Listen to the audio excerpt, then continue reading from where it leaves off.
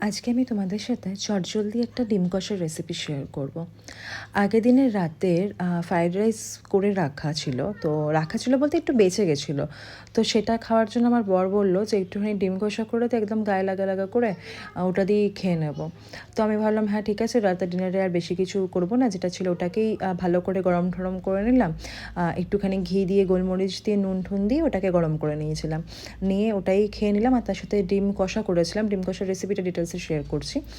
ফার্স্টে তো ডিম আলুটাকে সেদ্ধ করে নিয়েছিলাম এবং কড়াইতে প্যানের মধ্যে তেল দিয়ে তাতে একটু নুন আর হলুদ দিয়ে ভালো করে আলুটাকে আর ডিমটাকে ভেজে নিলাম। তারপর সব রকমের খড়ে মশলা অ্যাড করলাম, লাইক গোটা জিরে অ্যাড করলাম, একটা তেজপাতা দিয়েছিলাম, এখানে সেই ভিডিওটা এখানে নেই। একটা তেজপাতা দিয়েছিলাম এবং তার সাথে একটু খড়ে মশলা যেটা হয় আর কি, মানে গোটা গরম মশলা যেটা থাকে, দুটো গোলমরিচ সমেত সেটা দিয়েছিলাম। এবং তার সাথে একটা পেস্ট করে রাখা একটা মশলা ছিল, সেটা আমি দিলাম এর মধ্যে, যেটা কিনা ছিল পেঁয়াজ, আদা, রসুন আর একটা টমেটো। এইটা আলাদা করে পেস্ট করে আমি দিয়ে দিয়েছিলাম। বাইরে থেকে দিলাম একটু জিরে গুঁড়ো, একটু ধনে গুঁড়ো, একটুখানি চিনি দিয়েছিলাম ফর দ্য মিঠাস, একটু মিঠাসের জন্য দিয়েছিলাম।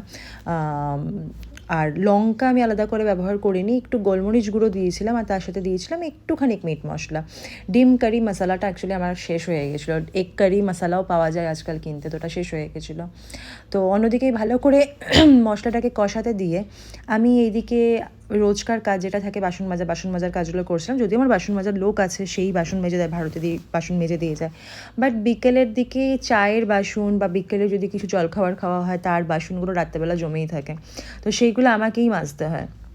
যতই চেষ্টা করি যে না মাজবো না, রেখে দেবো, তো আমার এটা কেন কে জানে এটা আমার ওর অভ্যেস হয়ে গেছে। আমার মানে রেখে দিতে ইচ্ছা করে না, যদিও আমি ডাবল সেট কিনে রেখে দিয়েছি যেন রেখে দিলেও অসুবিধা না হয়। আর ভারতে দিয়ে কিছু বলেও না রেখে দিলে, বাট তবু আমি রাখতে চাই না। আমার মনে হয় যে না, কাপগুলো অ্যাটলিস্ট বা চায়ের বাসনগুলো বা জলখাবারের বাসনগুলো মেজে একটুখানি হালকা করে দিই। তো যাই হোক, এখানে আমি বাসনগুলো ধুয়ে নিচ্ছিলাম আর অন্যদিকে আমার মশলাটা কষানো হচ্ছিল। তো যদি কোনো সময় তোমাদের দিনের রাইসও যদি বেঁচে গিয়ে থাকে, সেটাকেও ওয়েস্ট না করে চেষ্টা করবে সেটাকে রাত্রেবেলা একটুখানি এগ দিয়ে বা একটুখানি কিছু দিয়ে, একটুখানি লাইক জিরে, তারপর হলো গিয়ে একটু গোলমরিচ ঘিয়ে ফোড়ন দিয়ে সেই ভাতটাকে আর কি, রাইসটাকে একটু নাড়াচাড়া করে নিলেই সেটা কিন্তু সুন্দর জিরা রাইস টাইপের হয়ে যায়।